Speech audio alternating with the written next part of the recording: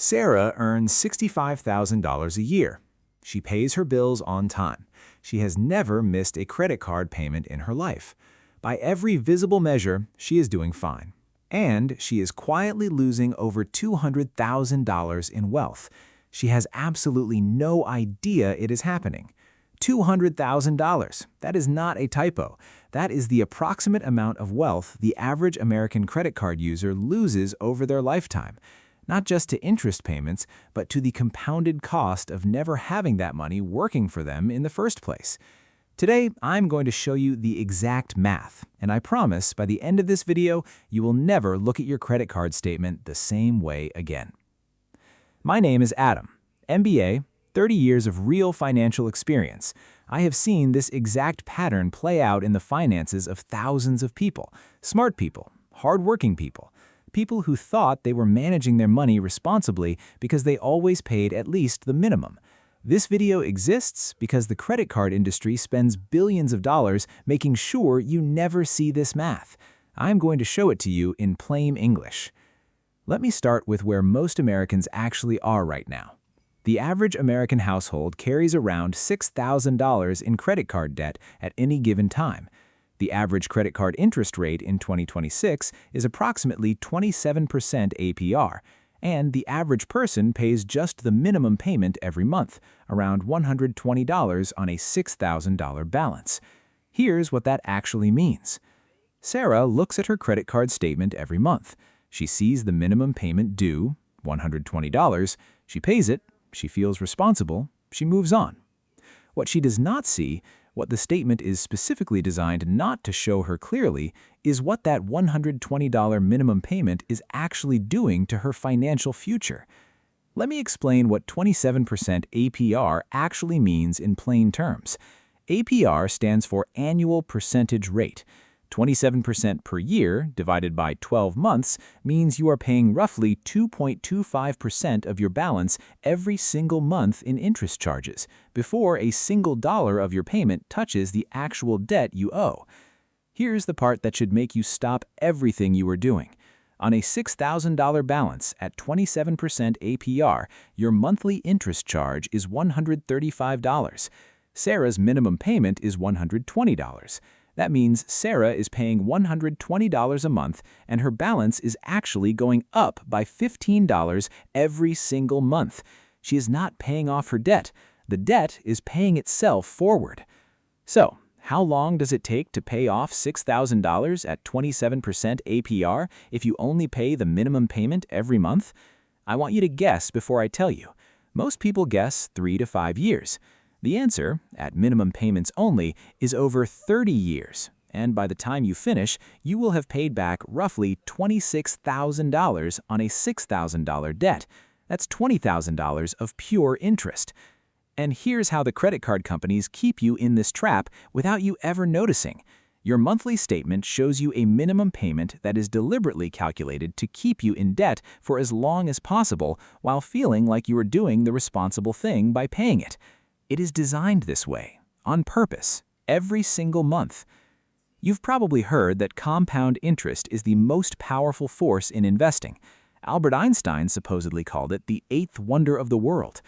When compound interest works for you in your investments, it is miraculous. When it works against you in your debt, it is devastating. And on a credit card charging 27%, it is working against you at maximum power every single day. And the 27% is just the starting point. When you add annual fees, late fees if you ever miss a payment, cash advance fees if you ever use that feature, and foreign transaction fees, the effective cost of carrying a credit card balance for many people is closer to 35 or 40% when everything is calculated together. The advertised rate is the floor, not the ceiling. Let's come back to Sarah. She thinks she is paying $120 a month for the privilege of having used her credit card. She is not. She is paying $135 in interest this month alone, meaning her $120 payment leaves her $15 more in debt than she was last month. And next month, the interest charge will be slightly higher because the balance grew. This is the trap. It feeds itself. But here's where the story truly gets devastating. And this is the math that the credit card companies absolutely do not want you to see. It's not just what the interest costs you in dollars, it's what those dollars could have become if you had invested them instead. Because every dollar you pay in credit card interest is a dollar that does not go into your future. Let me run the actual numbers. If Sarah pays $135 a month in credit card interest for 10 years, that's $16,200 paid to the credit card company. But if that same $135 a month had been invested every month in a simple broad market index fund earning an average 8% annual return, after 10 years it would be worth approximately $24,700. Not $16,200, $24,700. And that's just 10 years. Now, let's go to 20 years. Same $135 a month paid in interest. Over 20 years, that's $32,400 handed to the credit card company. That same $135 a month invested at 8% for 20 years is $79,900, nearly $80,000. The gap is now $47,500, and the curve is just starting to accelerate because this is where compound interest begins to get genuinely dramatic. And now, 30 years. This is where the math becomes genuinely hard to believe. $135 a month in credit card interest for 30 years is $48,600 paid to the credit card company. That same $135 a month invested at 8% for 30 years is $202,000. $200,000! That's the $200,000 I mentioned at the start. That's Sarah's invisible loss. That's the wealth she will never see. Let me show you those three numbers side by side so the acceleration is completely clear. 10 years, $24,700. 20 years, $79,900. 30 years, $202,000. The same $135 a month, the same index fund, the same 8% average return. The only variable is time. This is compound interest, and every year you spend paying credit card interest instead of investing is a year you cannot get back. Quick pause before we get into what Sarah and you can actually do about this.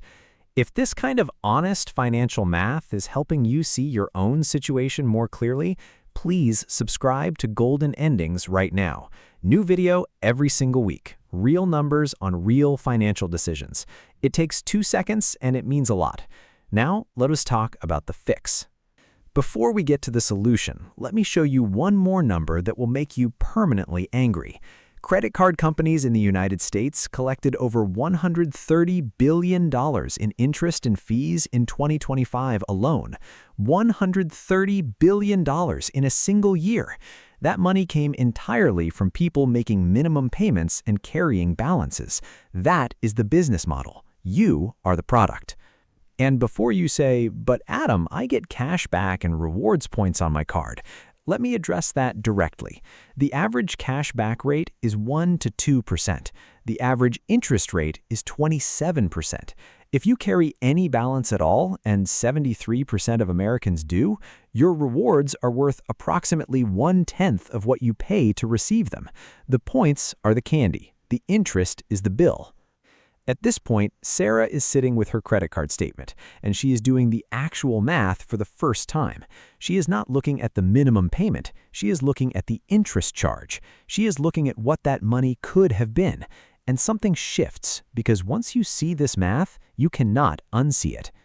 Sarah was not managing her money responsibly. She was paying a wealth tax every single month, automatically, without ever voting for it, without ever agreeing to it consciously. A tax that did not go to roads or schools or hospitals. It went directly to the profit line of a financial institution that designed the product specifically to extract it from her. And if you are watching this and recognizing yourself in Sarah, you are not alone. 73% of Americans carry a credit card balance from month to month. That means 73% of Americans are paying this wealth tax every single month. Most of them feel like they are managing fine because they are paying the minimum. They're not managing fine. They are trapped in a system designed to keep them there. Here's why even smart, financially aware people fall into this trap. Credit cards do not feel like debt. They feel like convenience. You swipe and you get something real and immediate. The coffee, the holiday, the new phone. The cost comes later, in small monthly installments that feel completely disconnected from the original decision. The brain does not connect the two. The credit card industry counts on that disconnect every single day. It's the frog in the pot of water. The debt does not arrive all at once. It builds gradually. $200 here, $500 there. One holiday you put on the card because it was on sale. Before you notice, you have $6,000 in debt that feels completely normal, that feels manageable, that feels like just part of adult life. It's not. It's a trap that was specifically designed to feel normal. Now let us talk about what Sarah and you can actually do about this, because this video is not designed to make you feel bad. It's designed to show you the math so you can make a different decision starting today. There are 3 steps: simple, clear, and in the right order. If you follow these 3 steps, the wealth tax stops. Step 1. Stop the bleeding. This means one thing and one thing only. Stop adding new charges to a credit card that you are carrying a balance on. Not forever, just while you are paying it down. Every new charge you add to a balance you are already paying interest on immediately costs you 27% more than its price tag says. That jacket is not $80. It's $102 by the time you finish paying for it. Step 2. Destroy the balance. There are 2 proven methods: the debt avalanche, pay minimums on everything and throw every extra dollar at the highest interest rate card first. This is the mathematically optimal method. It saves you the most money. The debt snowball, pay minimums on everything and attack the smallest balance first for psychological wins. This is less optimal mathematically, but it keeps more people on track emotionally. Both work. The best method is the one you'll actually stick to. Here's a number that will motivate you. On Sarah's $6,000 balance at 27%, if she pays just $50 more than the minimum every month, she goes from paying it off in 30 years and spending $26,000 total to paying it off in 4 years and spending around $10,000 total. $50 extra a month saves her $16,026 years of her life. That's the power of even a small extra payment. There's also a tool worth knowing about: the balance transfer. Many credit card companies offer 0% introductory APR for 12 to 21 months if you transfer your balance to a new card. If you can get one of these and pay the balance off before the period ends, you eliminate the interest entirely for over a year. The key word is if. If you don't pay it off before the period ends, the rate resets, sometimes higher than where you started. Step 3. Use the card correctly going forward. And the rule is simple, so simple it fits in one sentence: never carry a balance. Every single purchase you make on a credit card must be paid in full every month without exception. If you cannot pay for something in full this month, you cannot afford it this month. That's the complete rule. Everything else is just details. When you use a credit card this way, paying in full every single month, something remarkable happens. The credit card company gets nothing from you. No interest, no fees beyond the annual fee if there is one. You get all the rewards points, all the purchase protection, all the convenience, and it costs you exactly 0% in interest. You have flipped the game. The card works for you instead of against you. Now let us come back to Sarah one final time. She has 2 paths in front of her. Path 1, she keeps paying the minimum. In 30 years, she has spent $26,000 on a $6,000 debt and lost $202,000 in potential wealth. Path 2, she follows the 3 steps. In 4 years, the debt is gone. In 30 years, she has $202,000 more than she would have had otherwise. Same salary, same coffee, same life, just different decisions about the credit card. I've been in finance for 30 years. I've seen every product, every scheme, every strategy. And the single biggest wealth separator I have ever observed, the one thing that most reliably separates the people who build wealth from the people who don't, is not their income. It's not their investments. It's whether or not they carry a credit card balance. That one behavior determines more of your financial outcome than almost anything else. And here's one more myth I want to destroy while we're here. Many people believe you need to carry a credit card balance to build a good credit score. This is completely false. Your credit score is helped by using your credit card and paying it full on time every single month. You do not need to pay interest to build credit. The myth that you do benefits exactly one party, and it's not you. Here's your one action before you close this video. Open your banking app right now. Find your current credit card balance, find the interest rate on that card, and calculate what you've been paying in interest every month and multiply it by 12 to see your annual wealth tax. When you see that number, you will never look at a minimum payment the same way again. Here's the good news. The trap can be escaped. Unlike a mortgage or a student loan or a car payment, credit card debt can be paid off relatively quickly if you attack it with intention. Sarah's $6,000 with just $50 extra every month is gone in 4 years. And the moment it's gone, that $135 a month she was paying in interest becomes $135 going into an index fund. The wealth tax becomes wealth. Let me close the loop on Sarah. She is 35 right now. She has $6,000 in credit card debt. If she follows the 3 steps, pays off the debt in 4 years by 39, then invests that $135 a month from age 39 to 65 at 8% average annual return, she accumulates roughly $147,000 from that one decision alone. Same salary, same coffee, just one different decision about that credit card. And everything I just showed you about Sarah applies directly to you. Whatever your balance is, whatever your interest rate is, whatever your age, the math is the same. Every month you carry a balance, you are paying a wealth tax. Every month you pay it in full, you are flipping the game. The only question is which month you decide to start. Drop a comment right now. How much credit card debt are you currently carrying? No judgment at all. I read every single comment. And honestly, knowing where you are right now helps me make better content for exactly where you need to go. Your number might be exactly what someone else watching this needed to see to not feel alone. Let me leave you with the real wealth equation. It is not income minus expenses equals savings. That is too simple. The real equation is this. Income minus expenses minus interest payments equals what you actually keep. And when you eliminate interest payments, which is 100% possible for anyone who follows the 3 steps, everything that was going to the credit card company starts going to your future instead.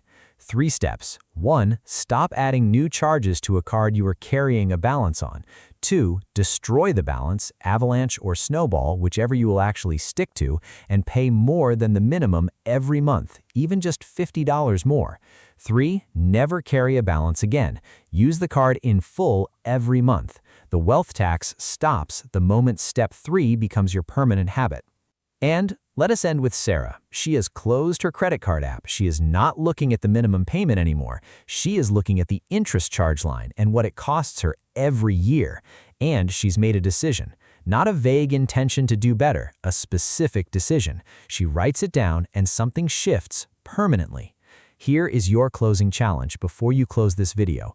Open your Notes app, write 2 lines. Line 1, my current credit card balance and interest rate. Line 2, my one specific action in the next 24 hours. Not a vague intention, a specific action, because people who write it down are statistically more likely to do it.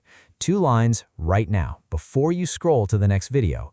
If you know someone who is making minimum payments on a credit card and does not understand what it is really costing them, send them this video. Not to make them feel bad, just so they can see the math, because Sarah is not a fictional character. Sarah is real. Sarah is probably someone you know. The math in this video might be the thing that changes everything for them.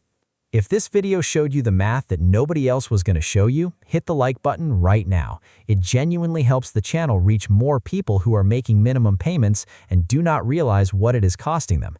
There's a Sarah in everyone's life right now. The like button gets this video in front of her. Subscribe if you want more of this. Every week, I show you the real math behind the financial decisions that affect your daily life.